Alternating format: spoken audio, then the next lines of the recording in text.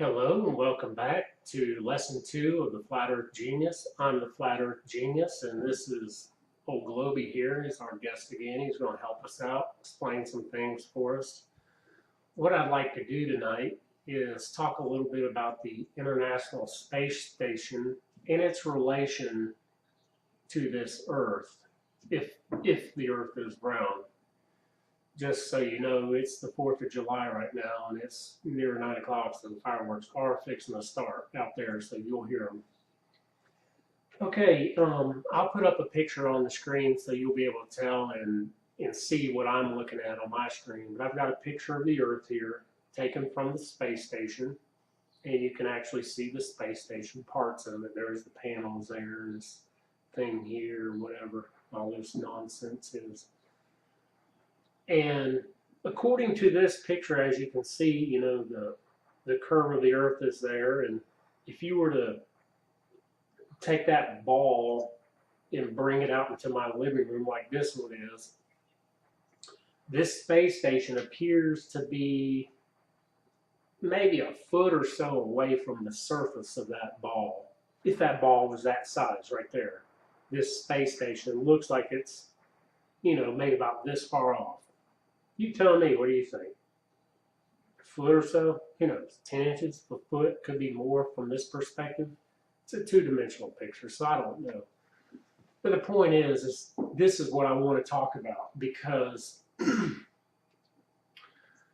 we know you can just simply Google it or go to the space station website or whatever, and they'll tell you what their elevation is, you know, their height at any time. And it roughly is between 200 and 300 miles. It's usually in the lower 200s, but it can get up into the upper 200s. But typically it's in the lower 200s, like 220, 210, whatever. So what I want to do is show you with this ball where this space station would actually be in relation to this ball. Now I'm going to stand up for this and come over here.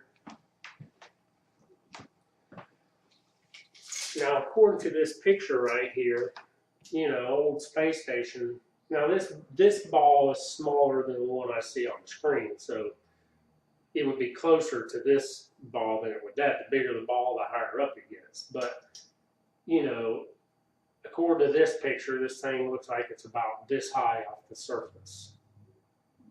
10 inches.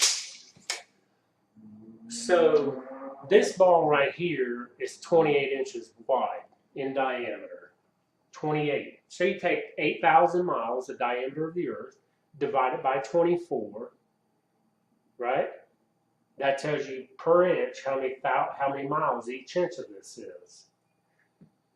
Now you take the space station is 220 miles up.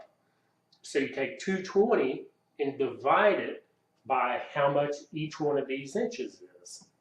And that'll tell you how high the space station should be off of the face of the Earth. So I'll take my calculator real quick just so you can, let me get where you can see it. Okay, 8,000. Man, there's lights all over. 8,000 divided by 28 equals 285 miles per inch. So we'll clear that. The space station's at 220. We're going to divide that by the 280 miles we just got. I'm a fool. 220 divided by 280 equals, can you see that? Just 3/4 of an inch. Just over 3/4, maybe 8/10 of an inch. We'll round it. We'll round it and call it 8/10 of an inch.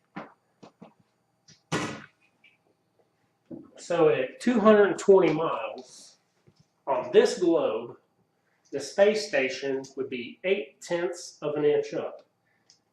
I'm going to go down until I come to 8/10 of an inch. Tell me when you think that is. Tell me when you think I'm at 8/10 of an inch.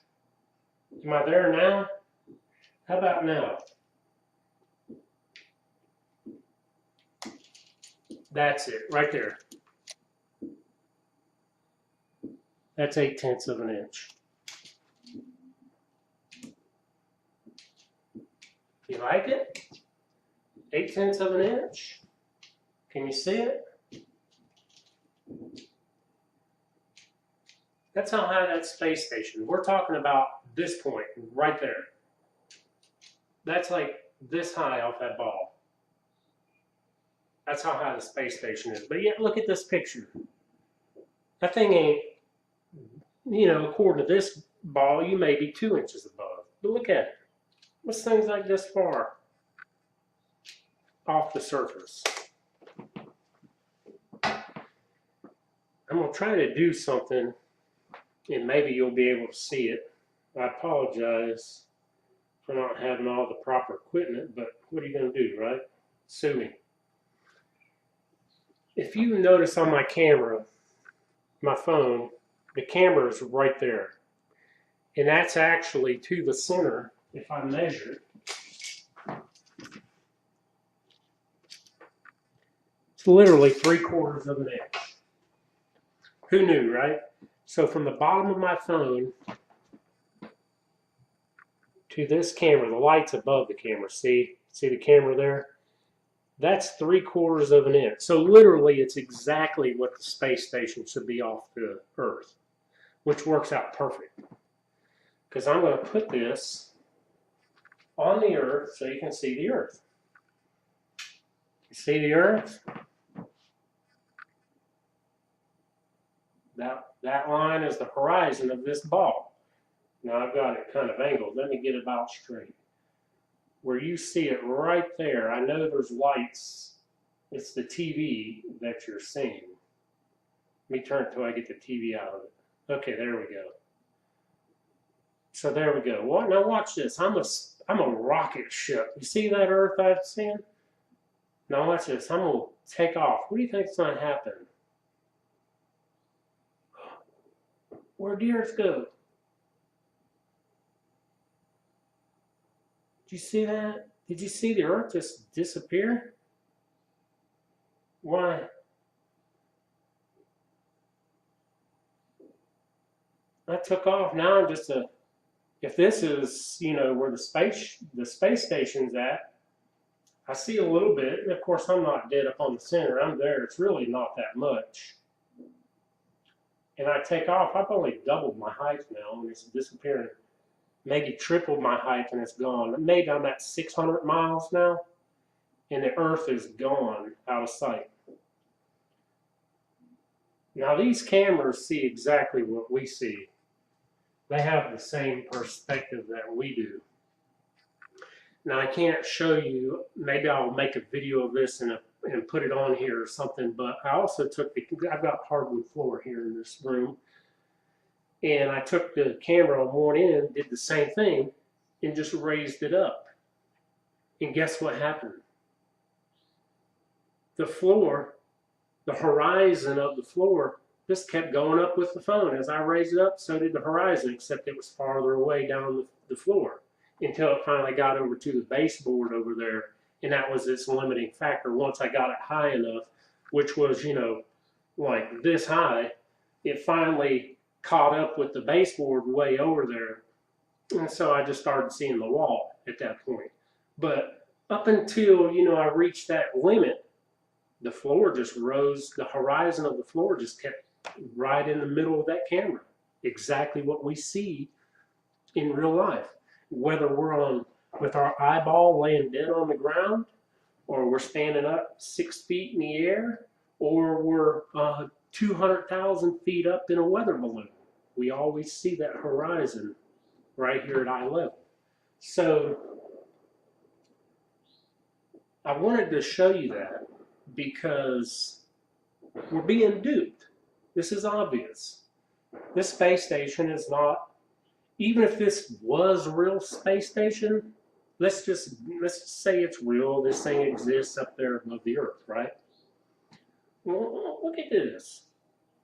See these fins here, these solar panels. Well, those solar panels are straight and square. When they make them, they're, They're square.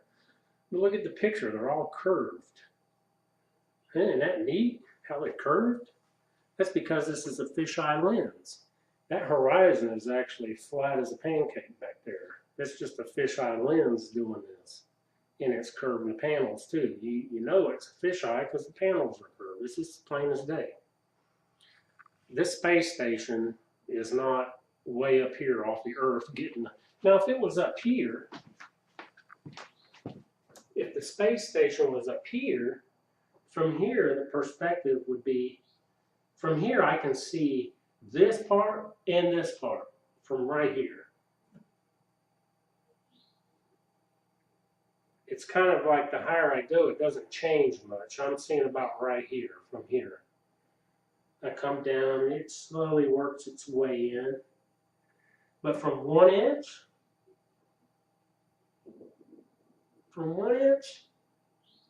I can see right here, right here. This ball has rings around it. You see it? So I can see I'm seeing to this ring right here. I can see to that ring. So I'm basically seeing this portion from 1 inch away. That's what I can see. So this picture here from this space station, if this was real, this is what part of the Earth they're seeing. Whether it's here, here, here, whatever. This is about their field of view. Which let's pull a tape on that. Now these aren't accurate numbers. These are just, we're just roughshodding these numbers to make a point. That's 8 inches. Now we know each inch on this ball is 280 miles, right? Because we did the math just a minute ago. So I will go 280 times 8. That's 2,240 miles. So this 8-inch circle is representative of 2,240 miles from here to here. So when we look down on this picture, we're seeing 2,240 miles. I'm talking, that's from all the way from that horizon to this one over here that's off the screen. Now we know the United States alone is 3,000 miles, a little more than 3,000 from coast to coast. So this picture we're seeing is less than the United States. But yet look at this ball. This looks like we're looking at half the globe. But yet we're only supposed to be seeing this little bit right here. And this is what they're doing. They're yanking our chain with all this bullshit. These fisheye lenses. If you're a globetard, I understand that you look at pictures like this and think, well, look, this space station's right there and there's a curve. I mean, how much more proof do you need? Well, you gotta get outside of your own way sometimes and look. The panels are curved like a dog's hind leg. Now you have to ask yourself, now self, if those panels were manufactured straight as an arrow, but yet they look like this in the picture here, why is that? Did they curve? Did the sun melt them? No. It's a fisheye lens. It's a lens that they're designed to, they curve the picture, but what it does is it takes in a lot more and shrinks it down. Have you ever watched football and they'll show the camera from way on top of the stadium looking down? You can see the whole stadium, all the people all the way around on one picture on your screen, but it's all distorted out of view because it has to be like that in order for you to see it like that. If they just took a regular camera with a straight, regular flat lens and pointed it down at the field, heck, you're only going to see whatever they can pull in depending on the width of angle of their lens.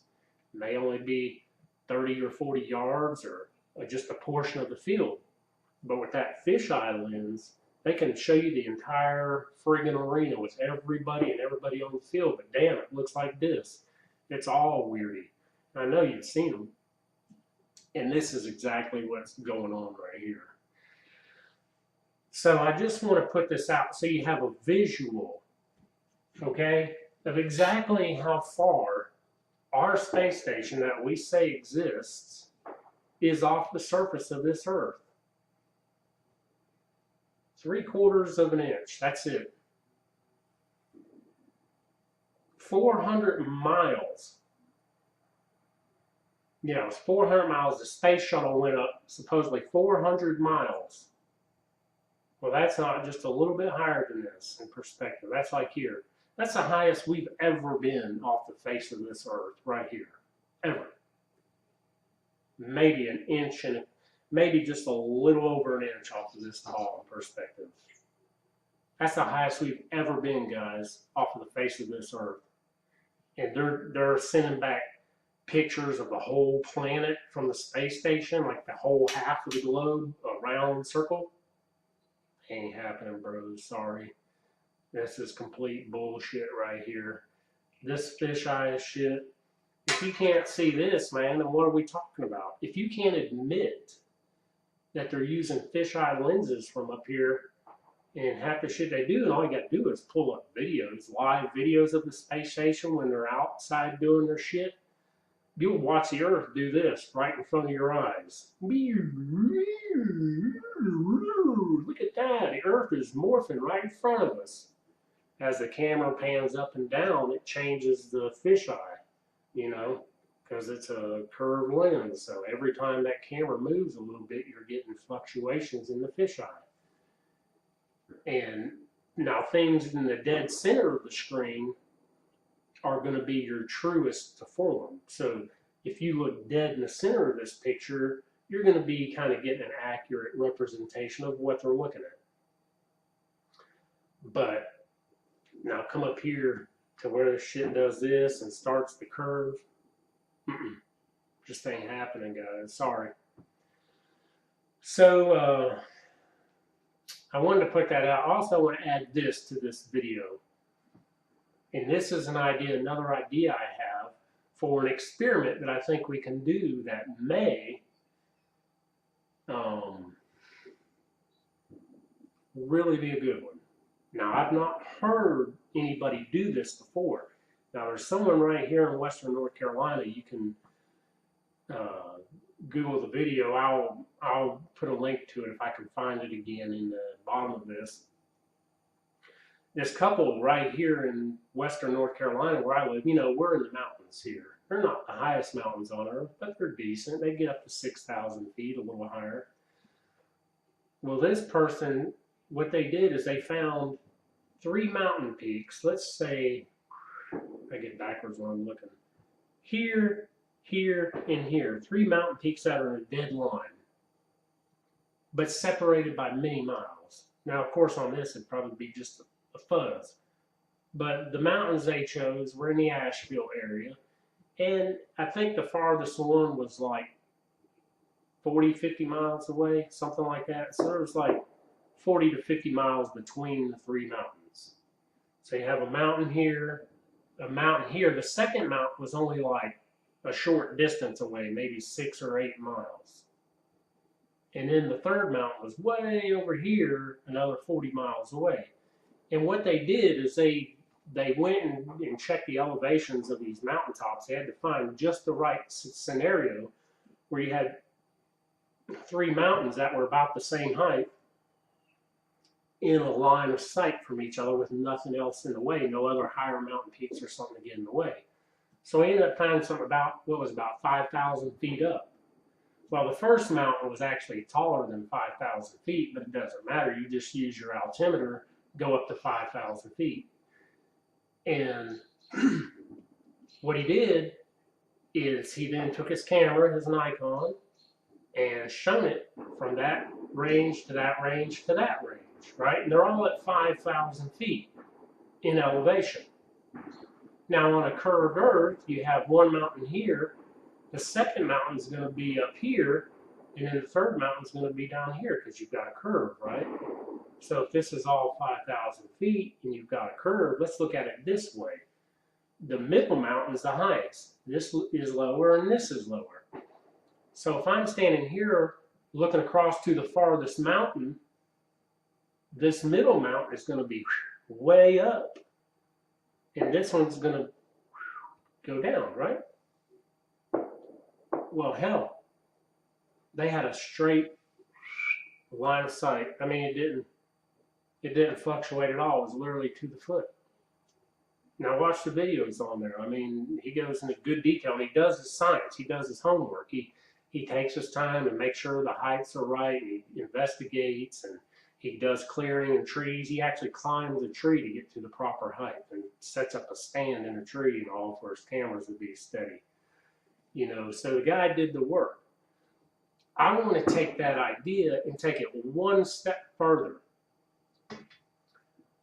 Now we have accelerometers in here. I don't know if this is going to work or not, but surely we can either find something, use these, or create our own device or manufacture something.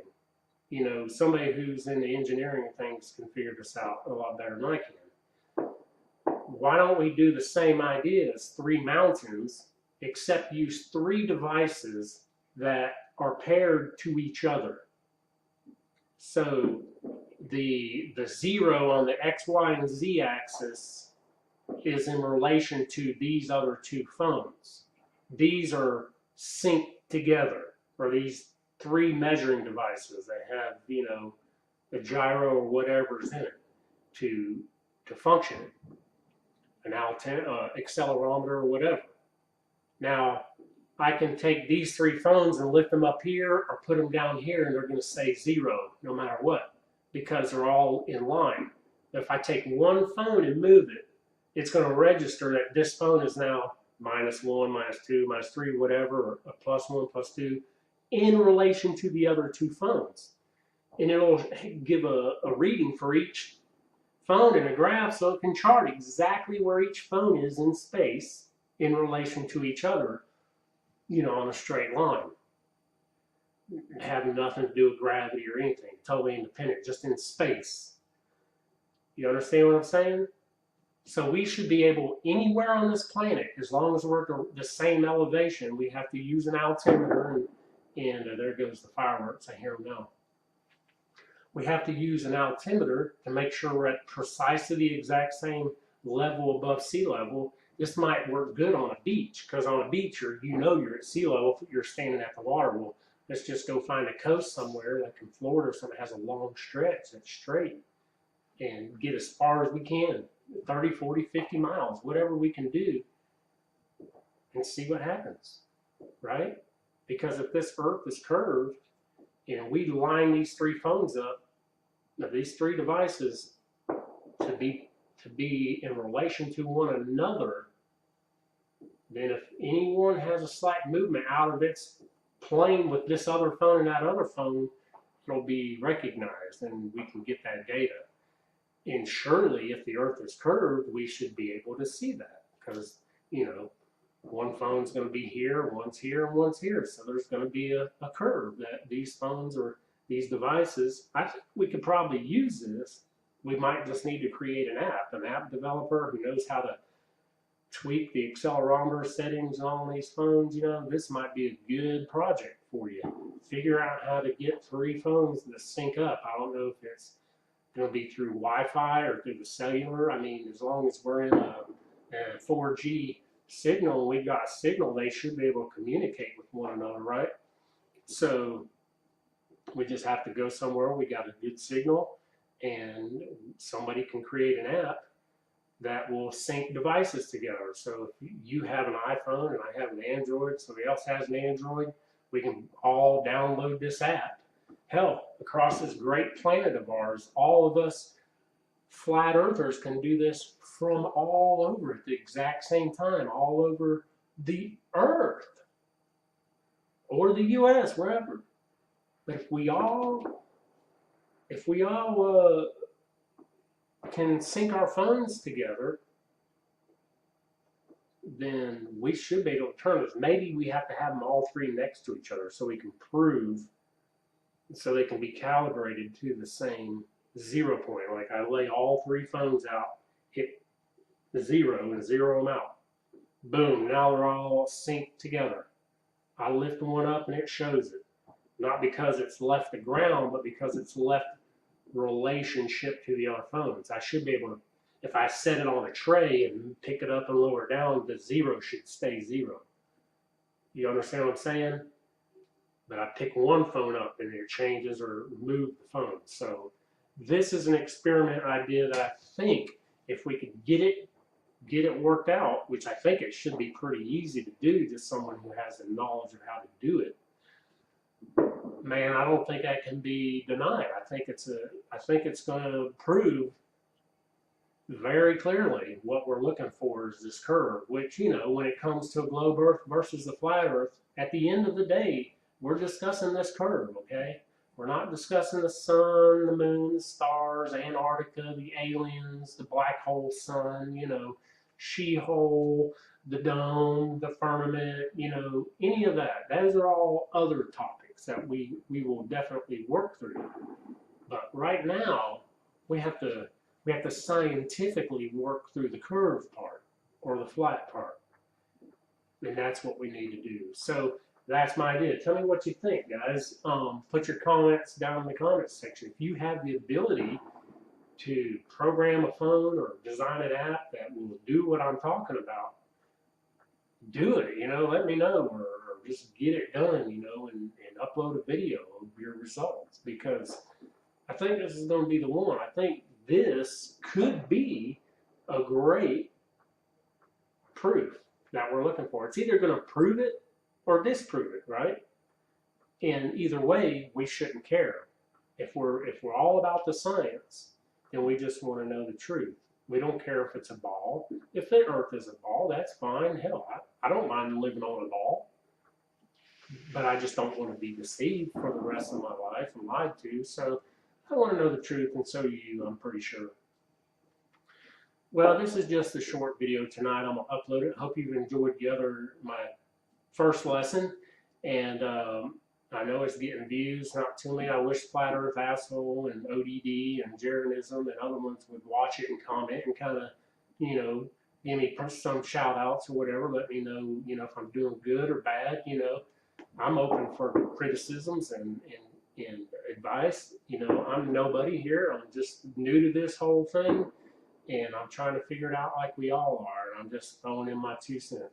So anyways, I appreciate y'all listening. Please subscribe to my channel. Let me know you appreciate what I'm doing so I can do more of these. I know I'm not just wasting my time. And tell me what you think and your ideas, fellas. Appreciate it. This is the Flat Earth Genius. We can have an open mind, fellas. We don't have to hate one another. Let's love one another. Let's keep an open mind. And let's work through the science here together, okay?